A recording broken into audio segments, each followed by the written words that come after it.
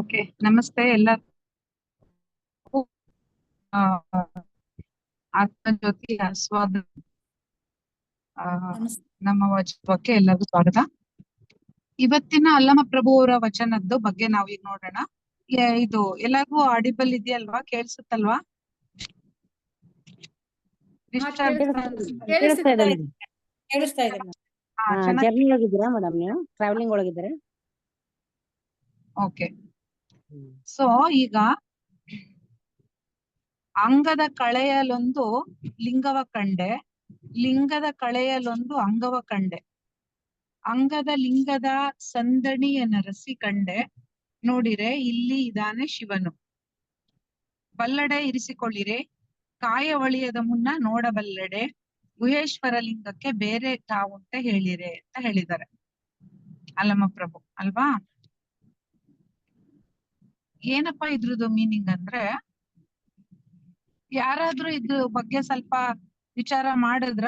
ಮಾತಾಡ್ತಾ ಇದ್ರಲ್ಲ ಇಷ್ಟೊತ್ತು, ಎನಿವನ್ ಏನಿರ್ಬೋದು ಈ ವಚನದಲ್ಲಿ ಅಂತ?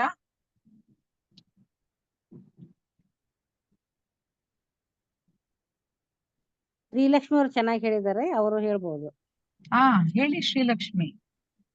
ಅಂದ್ರೆ ಏನ್ ಪ್ರಯತ್ನ ಮಾಡಿದೀರಾ ಹೇಳಿ, ಈ ವಚನದ ಮೇಲೆ ಏನ್ ಗೊತ್ತಾಗಿದೆ?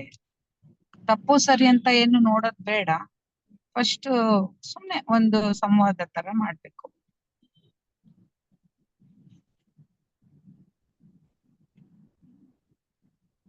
ಶ್ರೀಲಕ್ಷ್ಮಿ ಲೈನಲ್ಲಿ ಇದ್ದೀರಾ?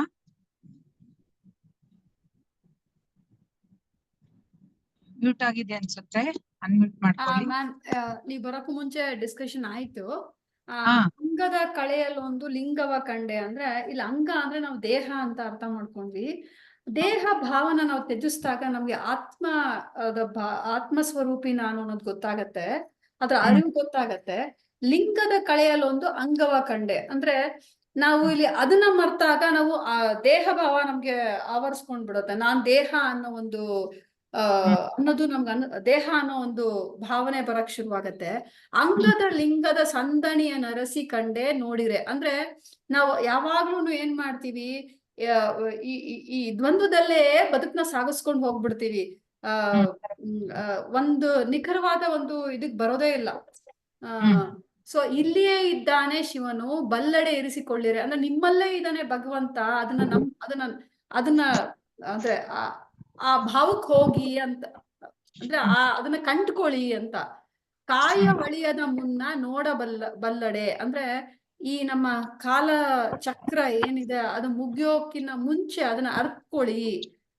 ಗುಹೇಶ್ವರ ಲಿಂಗಕ್ಕೆ ಬೇರೆ ರಾವುಂಟೆ ಹೇಳಿರೆ, ಇದಕ್ಕಿನ್ನ ಬೇರೆ ಅವನ್ನ ಗುಹೇಶ್ವರ ಕಾಣೋದಿಕ್ಕೆ ಬೇರೆ ಯಾವುದೇ ತರಹದ ಮಾರ್ಗಗಳಿಲ್ಲ, ಇದೇ ಮಾರ್ಗ ಅಂತ ಅರ್ಥ ಮಾಡ್ಕೊಂಡ್ವಿ ಇಷ್ಟವರೆಗೂ ಎಲ್ಲ ಡಿಸ್ಕಷನ್ ಇಂದ. ಸೊ ಇಲ್ಲಿ ನೀವೊಂದು ವಚನ ಕೇಳಿರ್ಬೋದಪ್ಪ ಬಸವಣ್ಣ ಅವ್ರದ್ದು. ದೇಹವೇ ದೇಗುಲ, ಶಿರವೇ ಕಾಲೇ ಕಂಬ, ದೇಹವೇ ದೇಗುಲ, ಶಿರವೇ ಸವಯ್ಯ ಅಂತ ಹೇಳಿರ್ಬೋದು. ಕರೆಕ್ಟಾ? ಯಾರ್ದೋ ಒಬ್ರದ್ದು ಮ್ಯೂಟ್ ಆಗಿಲ್ಲಮ್ಮ, ಮಾಡ್ಕೊಳ್ಳಿ. ನಾಗಮಣಿ. ಓಕೆ. ಈಗ ಒಂದ್ ವಚನ ಕೇಳಿದೀವಿ ಬಸವಣ್ಣ ಅವ್ರ. ಎನ್ನ ಕಾಲೇ ಕಂಬ, ದೇಹವೇ ದೇಗುಲ, ಶಿರವೇ ಹೊನ್ನ ಕಳಸವಯ್ಯ ಅಂತ ಹೇಳಿದ್ದಾರೆ. ಸೊ ಇಲ್ಲಿ ಏನಪ್ಪಾ ಅಂತ ಅಂದ್ರೆ, ಒಂದು ವಚನ ಹೋದ್ವಾರ ನಾವೊಂದ್ ಪ್ರಭು ಸರ್ ಇದ್ರು ಒಂದ್ ವಚನ ಮಂಡನೆ ಆಗಿತ್ತು. ಆ ವಚನದಲ್ಲಿ ಏನ್ ಹೇಳ್ತಾರಂದ್ರೆ, ಅಲ್ಲಮ ಪ್ರಭು ಏನ್ರ ಬಗ್ಗೆ ಹೇಳ್ತಾರಂದ್ರೆ, ಏನು ಮಾಯೆ ಬಗ್ಗೆನೆ ಅಲ್ಲಮ ಪ್ರಭು ಮಾಯೆನ ಗೆದ್ದೋರು, ಮಾಯೆ ಅಂದ್ರೆ ಈ ಜಗತ್ತು ಮಾಯೆ ಅನ್ನೋ ಒಂದು ತತ್ವದಲ್ಲಿ ಹೇಳಿದ್ದಾರೆ. ಅದೇ ಅಲ್ಲಮ ಪ್ರಭು ಕೆಲವೊಂದು ವಚನಗಳಲ್ಲಿ ಈ ಮಾಯೆ ಜಗತ್ತು ಅಂತ ಏನ್ ಹೇಳ್ತೀವಿ, ಇದು ಒಂದು ಸೋಜಿಗ ಅಂತ ಹೇಳಿದ್ದಾರೆ.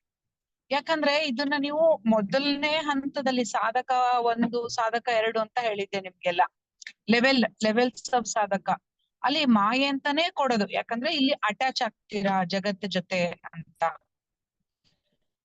ಸೊ ಇಲ್ಲಿ ಅದೇ ಅಲ್ಲಮ ಪ್ರಭು ಏನ್ ಹೇಳಿದ್ರು, ಪ್ರಾಣಲಿಂಗವ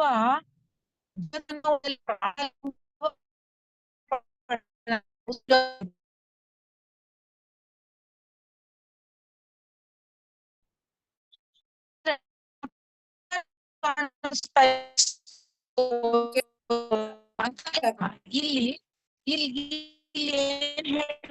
ಏನ್ ಹೇಳ್ತಾರೆ ಅಂದ್ರೆ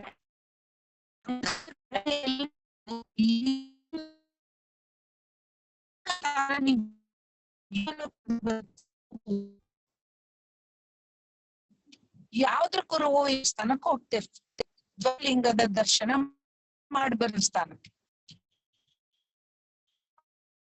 ಮ್ಯಾಮ್ ಸರಿ ಕೇಳಿಸ್ತಾ ಇಲ್ಲ, ಕಟ್ ಕಟ್ ಆಗ್ತಾ ಇದೆ. ಪಂಚಲಿಂಗೇಶ್ವರಕ್ಕೆ ಹೋಗ್ತೇವೆ. ಪಂಚಲಿಂಗ ಅಂದ್ರೆ ಪಂಚಭೂತಗಳ ಒಂದು ಅದು, ಅರ್ಥ ಆಯ್ತಾ? ಅದೇ ತರ ಇದನ್ನ ಪ್ರಾಣಲಿಂಗ ಅಂತ ಕರಿತೀವಿ ನಮ್ ದೇಹನ. ಈ ಪ್ರಾಣಲಿಂಗ ಅಂದ್ರೆ ಈ ಪ್ರಾಣ ತತ್ವದ ಅರಿವು ಕುರುಹು ಇರುವಂತದ್ದು ಒಂದ್ ತತ್ವನಪ್ಪ ಇದು. ಪ್ರಾಣ ತತ್ವ ಹೊರಗೆ ಇದೆ, ಬ್ರಹ್ಮಾಂಡದಲ್ಲಿದೆ, ಪಿಂಡಾಂಡದಲ್ಲಿ. ಏನು ಪ್ರಾಣಕ್ಕೆ ಎನರ್ಜಿ ಇದೆ, ಹೊರಗೂ ಇದೆ, ಇಲ್ಲೂ ಇದೆ. ಇದೆರಡು ಬೇರೆ ಅಲ್ಲ. ಆಕ್ಚುಲಿ ಏನ ಇಲ್ಲಿ ಹೇಳ್ತಾರೆ ಅಂತ ಅಂದ್ರೆ, ಲಿಂಗ ಅಂತ ಎಲ್ಲೆಲ್ಲಿ ಬರುತ್ತೆ, ಕುರುಹು. ಅಂಗದ ಕಳೆಯಲ್ಲೊಂದು ಲಿಂಗವ ಕಂಡೆ ಅಂತ ಅಂದ್ರೆ, ಕಳೆ ಅಂತ ಅಂದ್ರೆ ಇಲ್ಲಿ ಕಳೆ ಏನ್ ಕಳೆ ಇದೆಯಪ್ಪ ಅವ್ರ ಮುಖದಲ್ಲಿ ಅಂತೀವಿ ಗೊತ್ತಾ? ಎಷ್ಟು ಕಳೆ ಇದೆ ಅವ್ರ ಮುಖದಲ್ಲಿ, ಏನ್ ನೋಡ್ಬೇಕು ಅಂತ ಕೆಲವ್ರು ನೋಡ್ದಾಗ ಮಾತಾಡ್ಕೊಂತೀವಿ. ಕಳೆ ಅಂತ ಅಂದ್ರೆ ಆ ಒಂದು ಒಳಗಿಂದ ಬರುವಂತ ಒಂದು ಚೈತನ್ಯ ಪ್ರಭೆ ಅದು ಮೇಲೆ ಏನೇನೋ ಮೇಕಪ್ ಮಾಡಿಸ್ಕೊಂಡ್ವಿ ಅದೆಲ್ಲ ಅಲ್ಲ.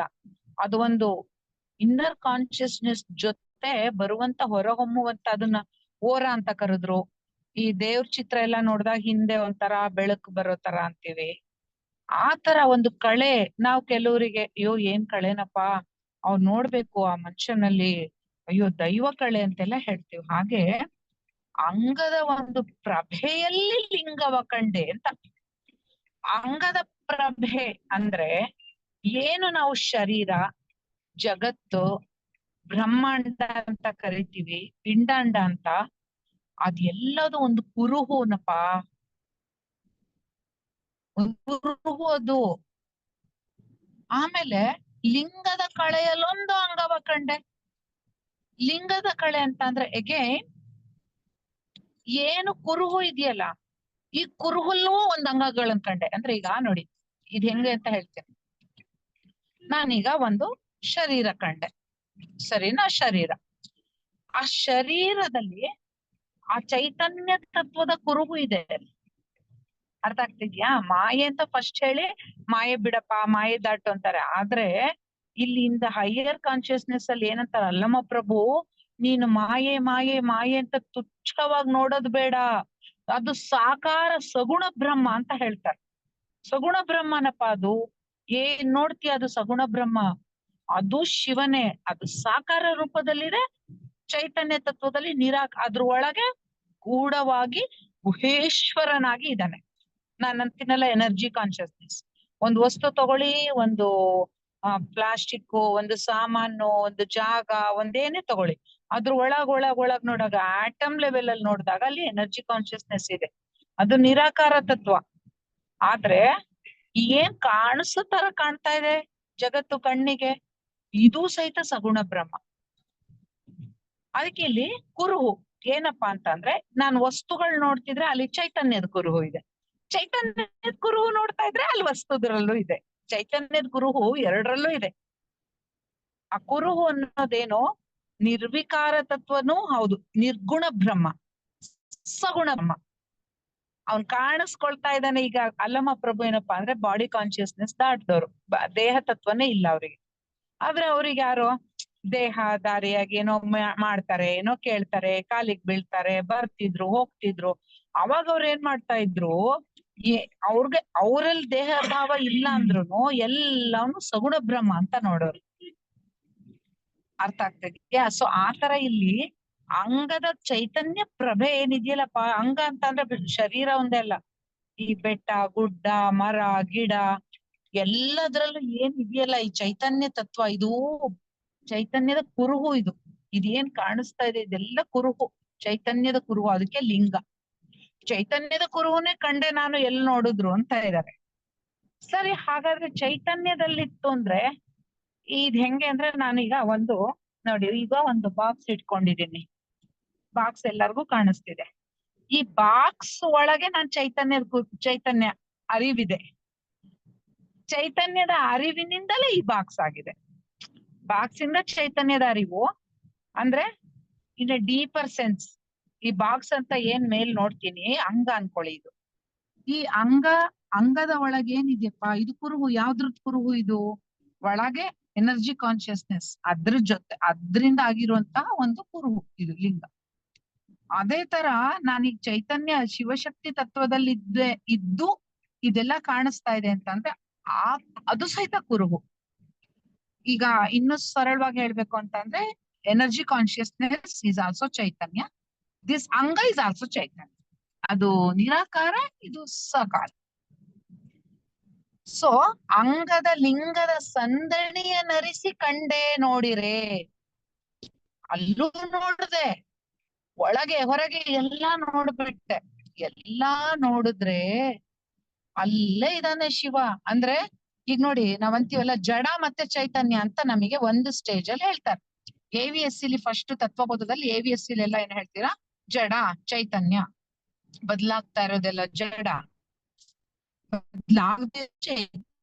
ಸೊ ಒಂದು ಕಡೆಗೆ ಬೂದಿ ಇತ್ತು ಅಂದ್ರೆ ಆಮೇಲೆ ಚೇಂಜ್ ಆಗೋದು ಇದು ಬೂದಿ. ಬಟ್ ಸೌದೆ ಒಳಗಿದ್ದು ಬೂದಿ ಒಳಗಿರೋ ಅಂಶಗಳೆಲ್ಲ ಒಂದೇ. ಅಲ್ಲೂ ಎನರ್ಜಿ ಕಾನ್ಶಿಯಸ್ನೆಸ್, ಇಲ್ಲೂ ಎನರ್ಜಿ ಕಾನ್ಶಿಯಸ್ನೆಸ್. ಅದು ಇನ್ನು ಹೈಯರ್ ಲೆವೆಲ್, ಇನ್ನೂ ನೆಕ್ಸ್ಟ್ ಲೆವೆಲ್ ಅಲ್ಲಿ ಗೊತ್ತಾ ಬಂದಿದೆ.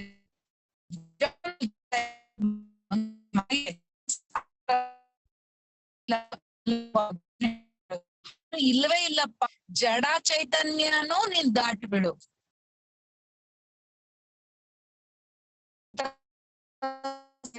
ಇಂಟೆಲೆಕ್ಟ್ ಏನ್ ಹೇಳುತ್ತೆ? ಜಡ ಅಂದ್ರೆ ಜಡ ವಸ್ತು, ಅದಕ್ಕೆ ಚಲನೆ ಇಲ್ಲ, ಅದ್ರಲ್ಲಿ ಏನು ಇಲ್ಲ, ನಿರ್ಜೀವ.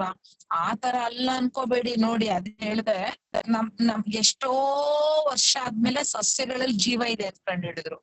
ಆದ್ರೆ ನಮ್ಮಲ್ಲಿ ಏನ್ ಹೇಳ್ತಾರೆ, ಒಂದು ಕಲ್ಲು ಮಣ್ಣು ಎಲ್ಲದ್ರಲ್ಲೂ ಪ್ರಾಣತತ್ವ ಇದೆ. ಆದ್ರೆ ಏನಪ್ಪಾ ಅಂತಂದ್ರೆ ಒಂದು ವಿಶಿಷ್ಟವಾದ ಗುಣ, ಚಲನಾ ಗುಣ ಯಾವ್ದ್ರಲ್ಲಿದೆ ಅದನ್ನ ಜೀವ ಅಂದ್ರು, ಚಲನಾ ಗುಣ ಇಲ್ಲ ಅಂದ್ರೆ ನಿರ್ಜೀವ ಅಂದ್ರು. ಸೊ ಆದ್ರೆ ಇಲ್ಲೇನ್ ಹೇಳ್ತಿದಾರೆ ಅಂದ್ರೆ ಅಲ್ಲಮ ಪ್ರಭು ಒಂದ್ ಹಂತವನ್ನ ದಾಟ್ ಹೇಳ್ತಾ ಇದಾರೆ. ಯಾವ ತರ ಹೇಳ್ತಿದಾರೆ ಅಲ್ಲಮ ಪ್ರಭು ಇಲ್ಲಿ ಅಂತ ಅಂದ್ರೆ, ಒಂದ್ ಹಂತ ದಾಟ್ ಹೇಳ್ತಾ ಇರೋದು ಅಂದ್ರೆ, ಏನು ನೀನ್ ಜಡ ಅಂತ ಅಂತೀಯಲ್ಲ, ಅದು ಸಾಕಾರನೇ. ಅದು ಜಡ ಅನ್ನಿಸ್ತಾ ಇದೆ. ಸೌದೆ ಹೋಗಿ ಬೂದಿ ಆಗ್ತಿದೆ. ಅದೇ ಸೌದೆ ಬೂದಿ ತಗೊಳ್ಳಿ, ಅದ್ ಒಳಗ್ ತಗೊಳ್ಳಿ, ಹೊರಗ್ ತಗೊಳ್ಳಿ, ಎಲ್ಲ ಅವನೇ. ಬಯಲು ಲಿಂಗದ ಸಂದಣಿ ಅಂತ ಅಂದ್ರೆ ಓಣಿ ಅಂತೀವಿ ನೋಡಿ, ಓಣಿ ಒಳಗ್ ನೋಡಿದ್ರೆ ಸಾಕಾರ ನಿರಾಕಾರ ಎಲ್ಲ ಅವನೇ. ಇಲ್ಲೇ ಇದ್ದಾನೆ ಶಿವನು, ಬಲ್ಲೆಡೆ ಇರಿಸಿಕೊಳ್ಳ್ರಿ. ಇದನ್ನ ತಿಳ್ಕೊಂಡ್ಮೇಲೆ ಇದನ್ನ ಇಟ್ಕೊಳ್ರಿ ಮನ್ಸಲ್ಲಿ. ಕಾಯ ಒಳಿಯದ ಮುನ್ನ ನೋಡಬಲ್ಲೆಡೆ ಗುಹೇಶ್ವರ ಲಿಂಗಕ್ಕೆ ಬೇರೆ ಠಾವುಂಟ ಹೇಳಿರೆ. ನೋಡಿ, ಬಸವಣ್ಣ ಹೇಳಿದ್ರೆ, ನಮಗ್ ಒಂದ್ಸರಿ ಸದ್ಗುರುದೊಂದು ನೋಡಿದ್ದೆ ನಾನು. ಯಾಕಪ್ಪ ನಮ್ ಹಿಂದೂ ಧರ್ಮ ಹೋಗ್ಲಿಲ್ಲ ಅಂದ್ರೆ, ಒಂದ್ ವಿಶೇಷತೆ ಇದೆಯಂತೆ ನಮ್ಮಲ್ಲಿ. ಏನಪ್ಪಾ ಅಂದ್ರೆ, ದೇವಸ್ಥಾನ ಹೊಡೆದಾಕಪ್ಪ, ನನ್ನ ದೇಹವೇ ದೇಗುಲ, ಶಿರವೇ ಉನ್ನ ಕಳಸ ಅಂತೀವಂತ.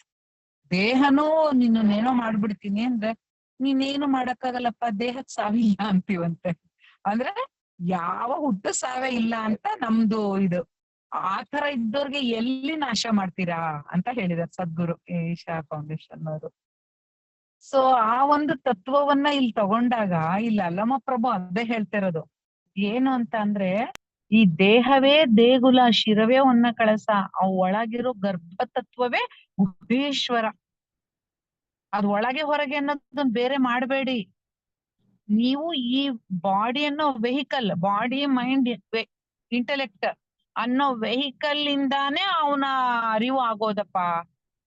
ಇದಿಲ್ದೇನೆ ಎಂತ ಅರಿವಾಗುತ್ತೆ ನಿನಗೆ? ಅದಕ್ಕೆ ನೋಡಿ, ಕಲಿಯುಗದಲ್ಲಿ ಎಷ್ಟೋ ಋಷಿಗಳು ನಮ್ಮ ಒಂದು ಪುರಾಣದ ಕಥೆಗಳನ್ನೆಲ್ಲ ತಗೊಂಡ್ರೆ ಕಲಿಯುಗದಲ್ಲಿ ಎಷ್ಟೋ ಋಷಿಗಳು ಕಲಿಯುಗವನ್ನ ಆರಿಸ್ಕೊಂತಿದ್ರಂತೆ ಮುಕ್ತಿಗೋಸ್ಕರ. ಅಥವಾ ಋಷಿಗಳು ಎಲ್ಲ ಮನುಷ್ಯ ದೇಹವನ್ನ ಅಂದ್ರೆ ಮನುಷ್ಯ ಜನ್ಮವನ್ನ ಕೇಳೋರಂತೆ. ಯಾಕಂದ್ರೆ ಮನುಷ್ಯ ಜನ್ಮದಲ್ಲಿ ಮಹಾಶ್ರೇಷ್ಠ ಮುಕ್ತಿ ಭಾವ ಬರೋಕೆ.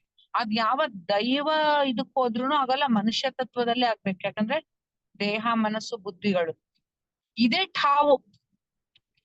ಏನ್ ನಡೀತಿದೆ, ಏನ್ ಹೋಗ್ತಾ ಇದೆ, ಏನ್ ಮಾತಾಡ್ತಿದೆ, ಏನ್ ಯೋಚನೆ ಮಾಡ್ತಾ ಇದೆ, ಬರ್ತಾ ಇದೆ, ಹೋಗ್ತಾ ಇದೆ, ಎಲ್ಲ ಪ್ರತಿಯೊಂದು ಕಣ ಕಣ ಕಣ ಕಣ ಕಣ ದುಃಖ, ನೋವು, ನಲಿವು ಎಂತದಿದೆ ಅವೆಲ್ಲವೂ ಸಹಿತ ಶಿವತತ್ವವೇ ಅನ್ನೋ ಭಾವದಲ್ಲಿ ಇರ್ಸ್ಕೋಬೇಕು ಅಂತ. ಅಂದ್ರೆ ನಮ್ಮ ದೇಹವೆಂಬ ದೇಗುಲ ಅಂದ್ರಲ್ಲ, ಆತರ ಬಾಡಿ ಮೈಂಡ್ ಇಂಟೆಲೆಕ್ಟೇ ಅಪ್ಪ ನಮಗೆ 3 ಗಾಲಿ ವೆಹಿಕಲ್ ಇದು.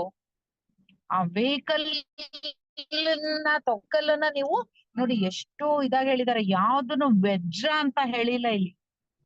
ಇದೇನ್ ತೆಗ್ದಾಕು, ಹೋಗೋತ್ಲ ಈ ದೇಹ ಕೊನೆಗಾಣಿಸು, ಚೈತನ್ಯ ಎಲ್ಲ ಕಡೆ. ಅದಕ್ಕೆ ನೋಡಿ ಈ ವಚನವನ್ನ ಈ ನಮ್ಮ ಮಕ್ಕಳು ಇವ್ರಿಗೆಲ್ಲ ಹೇಳ್ಬೇಕು. ಯಾಕಂದ್ರೆ ದೇಹ ಅನ್ನೋದು ಒಂದು ನಿರ್ಲಕ್ಷ್ಯ ಮಾಡುವಂತಹ ವಸ್ತು ಅಲ್ಲ.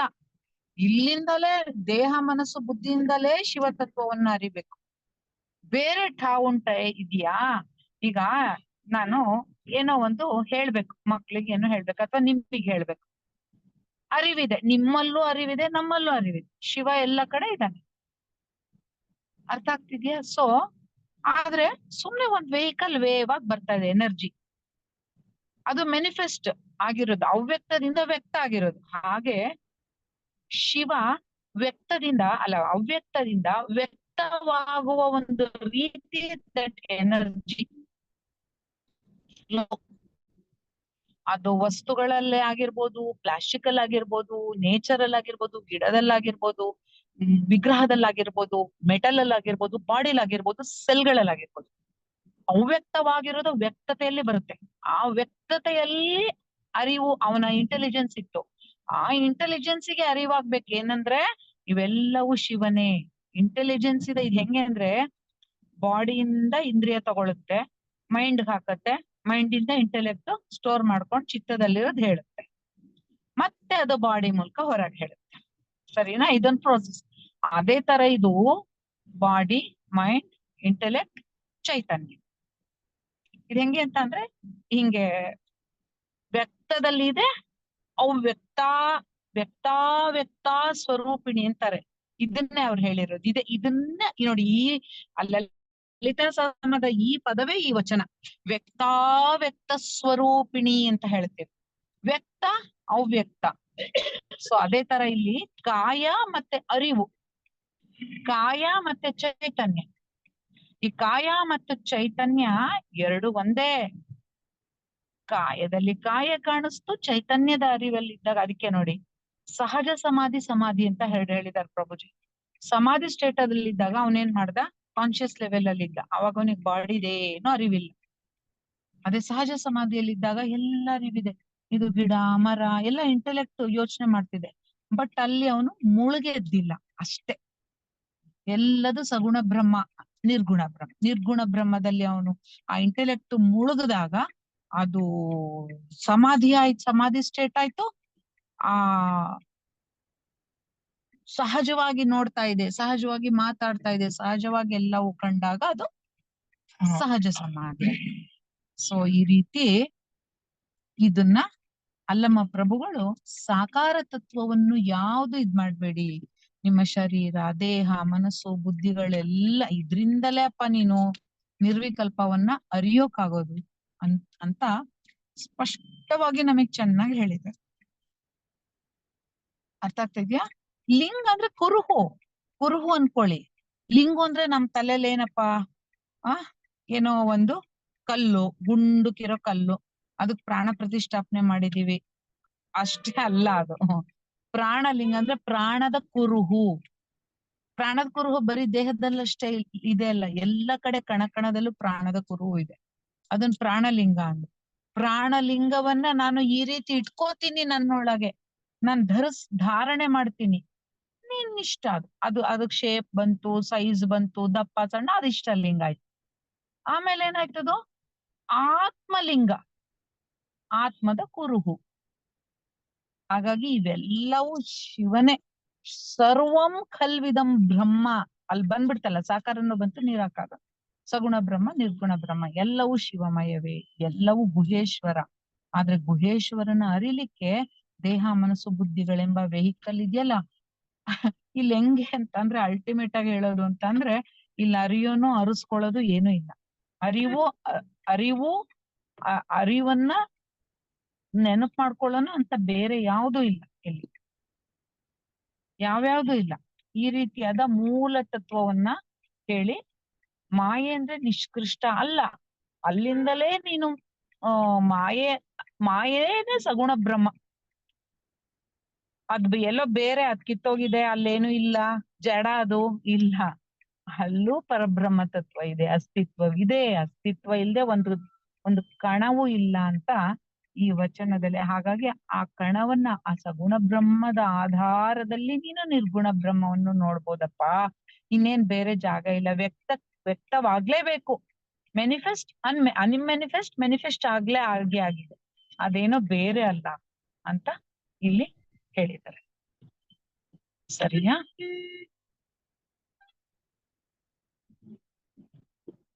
ಅರ್ಥ ಆಯ್ತಾ? ಏನಾದ್ರು ಪ್ರಶ್ನೆಗಳಿದ್ಯಾ ಈ ವಚನದ ಬಗ್ಗೆ?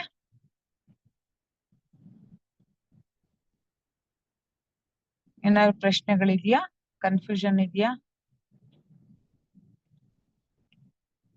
ಮ್ಯಾಮ್ ಸಗುಣ ಅಂದ್ರೆ ಏನ್ ಮ್ಯಾಮ್? ಸಗುಣ ಅಂತ ಅಂದ್ರೆ ಸಾಕಾರ ಮತ್ತೆ ಗುಣ ಇದೆ. ಈಗ ಒಂದು ಶರೀರ, ಈಗ ಯಾರೋ ಒಬ್ರು ಹೆಸರು ತಗೊಂಡ್ವಿ, ಪಾರ್ವತಿ, ಅವ್ರ ಶರೀರ, ಅವ್ರ ಗುಣಗಳಿದೆ. ನೀರಿದ್ ಗುಣ ಇದೆ, ನೀರಿಗೆ ಒಂದು ಆಕಾರ ಬಂತು. ಆಮೇಲೆ ಒಂದು ಗಾಳಿದೊಂದು ಗುಣ ಇದೆ, ಗಾಳಿದೆ ಒಂದು ಸ್ಪರ್ಶತೆ ಬಂತು. ಅವಕ್ಕೆ ಸಗುಣ ಅಂತ ಕರಿತೀವಿ. ಸಾಕಾರ ಮತ್ತೆ ಗುಣ ಎರಡು ಇದೆ ಅವಕ್ಕೆ. ಏನಂತಾರೆ ಅಂದ್ರೆ, ಈ ಸಾಕಾರ ಮತ್ತೆ ಗುಣವನ್ನು ಹೊಂದಿದ್ಯಲ್ಲ ದೇಹ, ಅಥವಾ ಯಾವ್ದೇ ಒಂದ್ ದೇಹ ತಗೊಳ್ಳಿ, ಯಾವ್ದೇ ಒಂದ್ ವಸ್ತು ತಗೊಳ್ಳಿ, ಒಂದ್ ನೇಚರ್ ತಗೊಳ್ಳಿ, ಒಂದ್ ಮರ ತಗೊಳ್ಳಿ, ಅವ್ ಏನಪ್ಪಾ ಅಂತ ಅಂದ್ರೆ, ಅವು ಆ ಒಳಗಿರೋ ಚೈತನ್ಯ ತತ್ವದಿಂದ ಅವು ಒಂದು ಆಕಾರ ಪಡೆದಿದೆ. ಅದನ್ನ ಚಿದಾಭಾಸ ಅಂತ ಕರೀತಾರೆ. ಏನದು, ಈ ಬುದ್ಧಿಯ ಮೇಲೆ ಚೈತನ್ಯದ ಬೆಳಕು ಬಿದ್ದಾಗ, ಬುದ್ಧಿ ಇಸ್ ಲೈಕ್ ಎ ಮಿರರ್, ಒಂದ್ ಕನ್ನಡಿ ಅನ್ಕೊಳ್ಳಿ. ಚೈತನ್ಯ ಬುದ್ಧಿಯ ಮೇಲೆ ಬಿದ್ದಾಗ ಅದು ಈ ವಸ್ತುಗಳಾಗಿ, ಸ್ಥಿತಿಗಳಾಗಿ ಕಾಣ್ತಾ ಇರುತ್ತೆ. ಅದನ್ನೇ ಚಿದಾಭಾಸ ಅಂತ ಕರೆದಿದ್ದಾರೆ ತತ್ವಬೋಧದಲ್ಲಿ. ಅದಕ್ಕೆ ಇಲ್ಲದೆ ಹೇಳಿದ್ದಾರೆ ಅಲ್ಲಮ್ಮ ಪ್ರಭು. ಏನು ಅಂದ್ರೆ, ನೀವ್ ಏನೇನು ನೋಡ್ತೀರಾ ಸಗುಣ ಅಂತಂದ್ರೆ ಎದುರು ಕಾಣ್ತಾ ಇದೆಯಲ್ಲ, ಏನು ಹಿಂಗಂತೆ, ಹಂಗಂತೆ, ಒಳ್ಳೇದಂತೆ, ನೆಂಟ್ರಂತೆ, ಇಷ್ಟ್ರಂತೆ, ವಸ್ತು ಅಂತೆ, ಧನ ಅಂತೆ, ಕನಕಾದಿಗಳು. ನಾವೇನು ಅಂದ್ರೆ, ಇವು ವೆಚ್ಚ, ಇವೇನ್ ದೇವ್ರು ಇಲ್ಲ, ದೇವ್ರಂದ್ರೆ ದೇವಸ್ಥಾನದಲ್ಲೇ ಇದ್ದಾನೆ, ದೇವ್ರಂದ್ರೆ ಒಳಗಿರೋ ಎನರ್ಜಿ ಕಾನ್ಶಿಯಸ್ನೆಸ್ ಅಂತ ಬೇರೆ ಮಾಡ್ತಾರೆ. ಮಾಯೆ ನೀನ್ ಮುಟ್ಬೇಡ, ನೀನ್ ಹಿಂಗ್ ಮಾಡ್ಬೇಡ ಅಂತಾರೆ. ಅದಕ್ಕೆ ಅಲ್ಲಮ್ಮ ಪ್ರಭು ಹಾಗಿಲ್ಲ. ಸಗುಣ ಬ್ರಹ್ಮ ಅಂತ ಅಂದ್ರೆ ವ್ಯಕ್ತವಾಗೋದು, ನಿರ್ಗುಣ ಬ್ರಹ್ಮ ಅಂದ್ರೆ ಅವ್ಯಕ್ತ ತತ್ವದಲ್ಲಿರೋದು. ಅವ್ಯಕ್ತ ಅಂತ ಅಂದ್ರೆ, ನಾನು ಮತ್ತೆ ಹೇಳ್ತಾ ಇದ್ದೀನಿ, ಇದನ್ನ ಎಕ್ಸ್ಪ್ಲೇನ್ ಮಾಡಿದೀನಿ ನಾನು.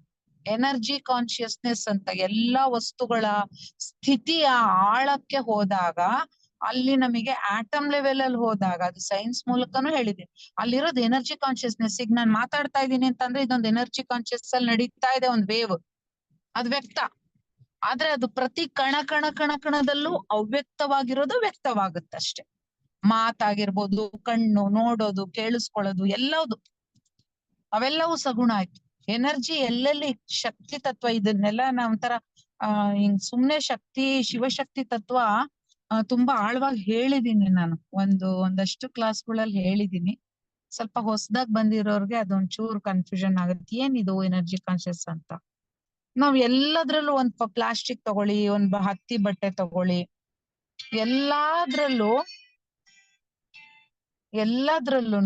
ಪ್ರತಿಯೊಂದ್ರಲ್ಲೂ ನೀವು ಆಳ್ವಾಗಿ ನೋಡಿದ್ರೆ, ಈ ಸೈನ್ಸ್ ಓದೋ ಮಕ್ಳಿಗೆ ಚೆನ್ನಾಗ್ ಗೊತ್ತಾಗುತ್ತೆ. ಎನರ್ಜಿ ಕಾನ್ಶಿಯಸ್ನೆಸ್ ಇದೆ, ಆಟಮ್ ಲೆವೆಲ್ ಇದೆ, ಅಲ್ಲಿ ಎನರ್ಜಿನೇ ಇದೆ ಅಂತ ಗೊತ್ತಾಗುತ್ತೆ. ಆ ಎನರ್ಜಿನೇ ನಾವು ಶಕ್ತಿ ಅಂತ ನಮ್ಮ ಅಧ್ಯಾತ್ಮದಲ್ಲಿ ಕರ್ದಿರೋದು.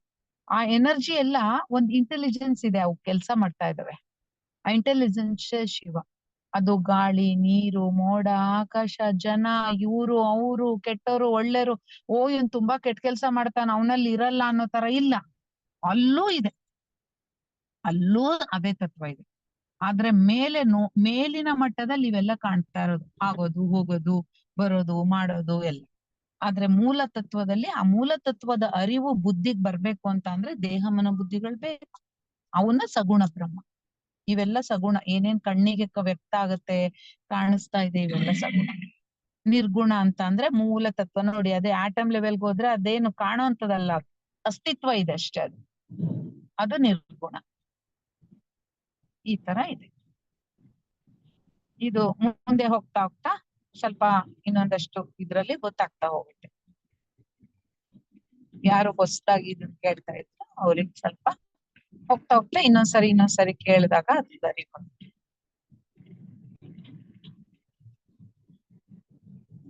ಮತ್ತೇನಾದ್ರು ಪ್ರಶ್ನೆ ಇದೆಯಾ ಯಾರಿಗಾದ್ರು?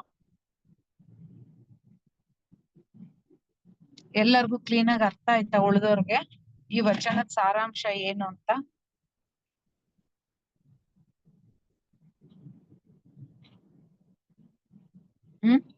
ನಾವೆಲ್ಲ ಡಿಫ್ರೆನ್ಶಿಯೇಟ್ ಮಾಡ್ಕೊಂತೀವಲ್ಲ, ಇಲ್ಲೇನಿದೆ ಇದ್ ಕಸ, ಇದೇನಿದೆ ಇಲ್ಲ. ಪ್ರತಿ ಕಣ ಕಣ ಕಣ ಕಣವು ಶಿವತತ್ವ. ಸರ್ವಂ ಖಲ್ವಿದಂ ಬ್ರಹ್ಮ.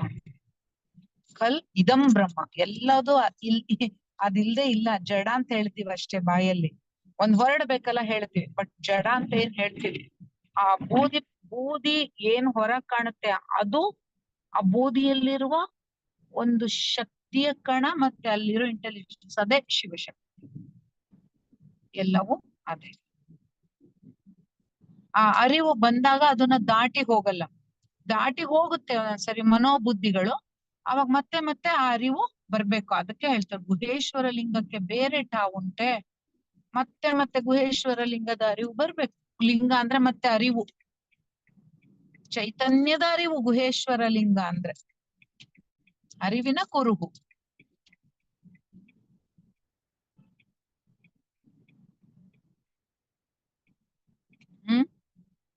ಈಗ ನಾನು ವಾಯುಲಿಂಗ ನೋಡಕ್ ಹೋಗ್ತೀನಿ, ಪಂಚಭೂತ ಲಿಂಗಗಳಲ್ಲಿ ವಾಯುಲಿಂಗ ನೋಡಕ್ ಹೋಗ್ತೀನಿ, ಕಾಳಹಸ್ತಿಗೆ ಹೋಗಿ ನೋಡ್ಕೊಂಡ್ ಬಂದೆ ಅಂದ್ರೆ ವಾಯುವಿನ ಅಸ್ತಿತ್ವದ ಅರಿವು ಮಾಡ್ಕೋಬೇಕು. ಅದು ನಿಮಗ್ ನಿಜವಾದ ದರ್ಶನ.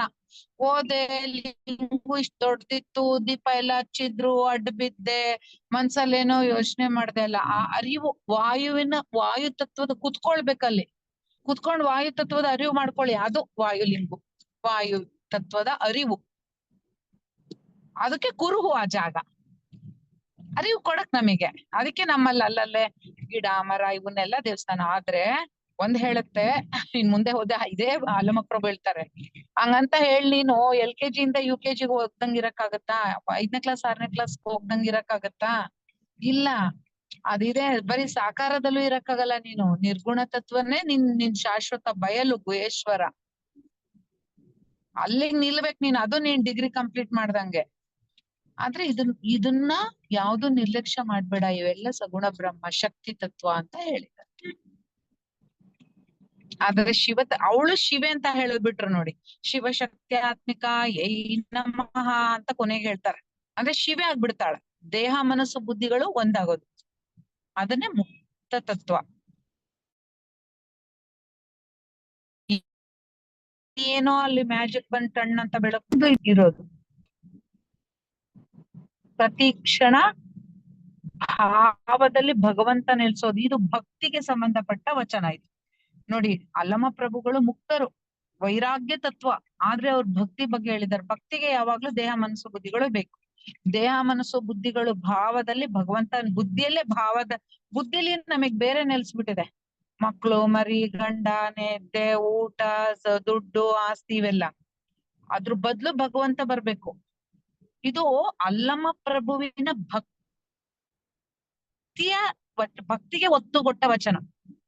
ಕೆಲವು ಮುಕ್ತಿಗೆ ವಚನ ಕೊಟ್ಟಿರೋದು, ಅಲ್ಲಿ ಇದನ್ನೇ ಉಲ್ಟಾ ಹೇಳಿದಾರೆ. ಅಯ್ಯೋ, ಅದಕ್ಕೆ ನೋಡಿ ಇನ್ನೊಂದು ಎಷ್ಟ್ ಚೆನ್ನಾಗಿದೆ ಅಲ್ವಾ. ಹೊಣ್ಣು ಮಾಯೆ ಎಂಬವರು ಹೊನ್ನು ಮಾಯೆ ಅಲ್ಲ, ಹೆಣ್ಣು ಮಾಯೆ ಎಂಬವರು ಹೆಣ್ಣು ಮಾಯೆಯಲ್ಲ. ಈ ಹೆಣ್ಣು ಹೊನ್ನುಗಳ ಬಗ್ಗೆ ಯಾವಾಗ್ಲೂ ಮನದಲ್ಲಿ ಯೋಚನೆ ಮಾಡುವಂತದ್ದು ಮಾಯೆಯಪ್ಪ.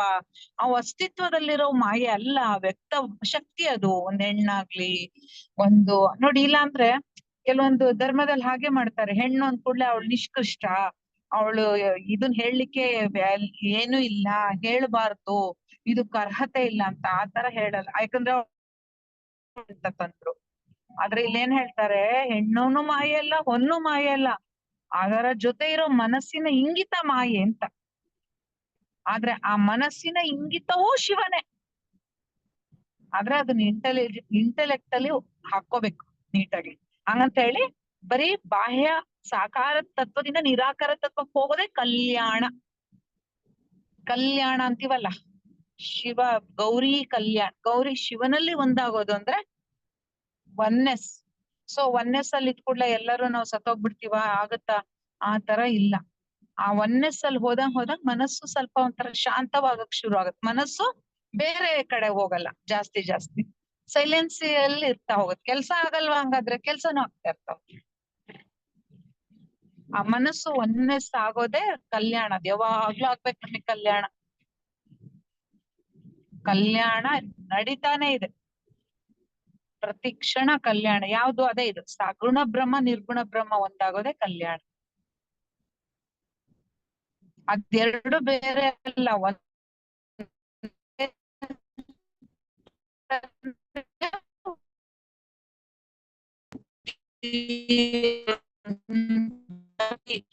ಮಾಡುವಕ್ಕೆ ಮೇಲೆ ರೂಢ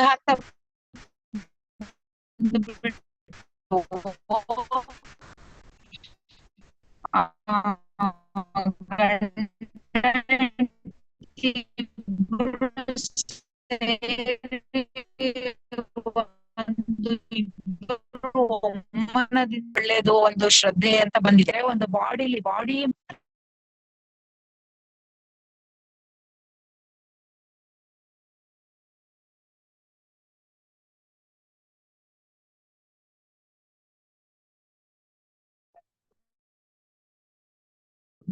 ಯಾಕೆ ಹಿಂಗಾಗತ್ತೆ ಅಂತ ಅಂದ್ರೆ, ಕಾನ್ಶಿಯಸ್ ಮತ್ತೆ ಸಬ್ ಕಾನ್ಶಿಯಸ್ ಒಂದ್ ಆಗೋದಿರಲ್ಲ.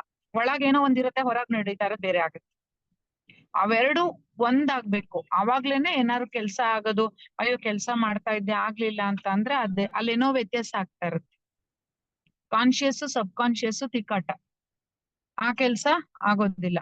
ಕಾನ್ಶಿಯಸ್ ಸಬ್ ಕಾನ್ಶಿಯಸ್ ಒನ್ನೆಸ್ ಆಗ್ಬೇಕು. ಎರಡು ಕೆಲ್ಸನು ಒಂದೇನೋ ಒಂದ್ ಇಟ್ಕೊಂಡಿದ್ ಗುರುವನ್ನ ಎರಡು ಒಪ್ಕೋಬೇಕು, ಅವಾಗ ಆ ಕೆಲ್ಸ ಆಗತ್ತೆ. ಅದನ್ನೇ ಸಂಕಲ್ಪ ಸಿದ್ಧಿ ಅಂತ ಕರೆದ್ರು. ಹಾಗೆ ಇಲ್ಲೇನು ಅಂತ ಅಂದ್ರೆ, ಕಾನ್ಶಿಯಸ್ ಸಬ್ ಕಾನ್ಶಿಯಸ್ ಅಂತ ಏನ್ ಹೇಳ್ತೀವಿ ಅದೆಲ್ಲ ಮನ. ಇದು ಆ ಸಾಕಾರ ಬ್ರಹ್ಮದಲ್ಲಿ ಬರುತ್ತೆ, ಸಗುಣ ತತ್ವದಲ್ಲಿ. ನಿರಾಕಾರ ತತ್ವದಲ್ಲಿ ಸೈಲೆನ್ಸ್. ಆ ಸೈಲೆನ್ಸ್ ಅಲ್ಲಿ ಕೆಲಸ ಮಾಡ್ಬೇಕು ಮನಸ್ಸು. ಅವಾಗ ಸಬ್ ಕಾನ್ಶಿಯಸ್ ಮೈಂಡು ಕಾನ್ಶಿಯಸ್ ಮೈಂಡು ಬೇರೆ ಆಗಲ್ಲ, ಅವೆರಡು ಒಂದೇ ಅನ್ನೋ ಭಾವಕ್ ಬರ್ರಪ್ಪ. ಗುಹೇಶ್ವರನೇ ಅದೇ ತತ್ವನಪ್ಪ, ಅವೆರಡು ಬೇರೆ ಅನ್ಕೋಬೇಡಿ ಅಂತ ಹೇಳ್ತಾ ಇದ್ರು. ದೇಹ ಭಾವ ಮತ್ತೆ ಆತ್ಮಭಾವ. ಓಕೆ, ಏನಾದ್ರು ಡೌಟ್ಸ್ ಇದೆಯಾ ಯಾರಿಗಾದ್ರು? ಇನ್ನೇನಾದ್ರು ಸ್ವಲ್ಪ ಡೀಟೇಲ್ಸ್ ಬೇಕಾ? ತನುಜಾ ಕ್ಲಿಯರ್ ಆಯ್ತಾ? ಹಾ ಮ್ಯಾಮ್. ಓಕೆ. ಸೊ ಎಲ್ಲದು ಏನೇನು ಇದನ್ನ ನನಗೆ ಪ್ರಭು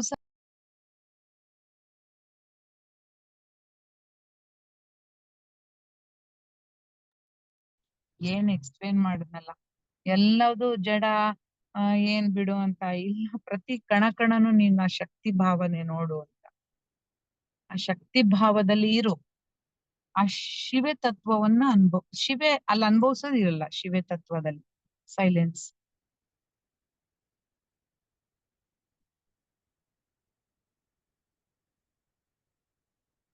ಹೂ ಆಮ್ ಐ ಅಂತ ಅವ್ನು ಮಾಡ್ತಾರೆ ಆತ್ಮದರ್ಶನ. That is ಶಿವತತ್ವ.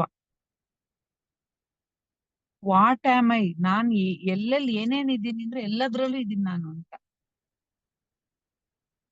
ಬೇರೆ ಎಲ್ಲೂ ಇಲ್ಲ ಅಂತ. ಸೊ ಆತರ ಇಲ್ಲ ಅಲ್ಲಮ್ಮ ಪ್ರಭು, ಏನು ವ್ಯಕ್ತವಾಗಿದೆ ಅವ್ಯಕ್ತವಾಗಿದೆ ಎಲ್ಲವೂ ಶಿವನೇ ಅಪ್ಪ, ಗುಹೇಶ್ವರ, ಇನ್ನೇನು ಅಲ್ಲ ಅಂತ ತುಂಬಾ ಚೆನ್ನಾಗಿ ಈ ವಚನದಲ್ಲಿ ಹೇಳಿದ್ದಾರೆ.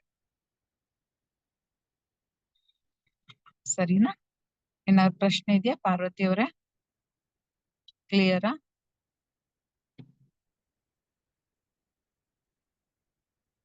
ಓಕೆ, ನಿಲ್ಸೋಣ. ಏನು ಪ್ರಶ್ನೆಗಳಿಲ್ಲ ಅಂದ್ರೆ ಸ್ಟಾಪ್ ಮಾಡೋಣ ಮ್ಯಾಮ್ ರೆಕಾರ್ಡಿಂಗ್. ಹಾ, ಎಲ್ಲರಿಗೂ ಏನಾದ್ರು ಪ್ರಶ್ನೆ ಇದೆಯಾ ವಚನದ ಬಗ್ಗೆ? ರೆಕಾರ್ಡಿಂಗ್ ಸ್ಟಾಪ್ ಮಾಡ್ಬಿಡಿ, ಕೇಳೋರ್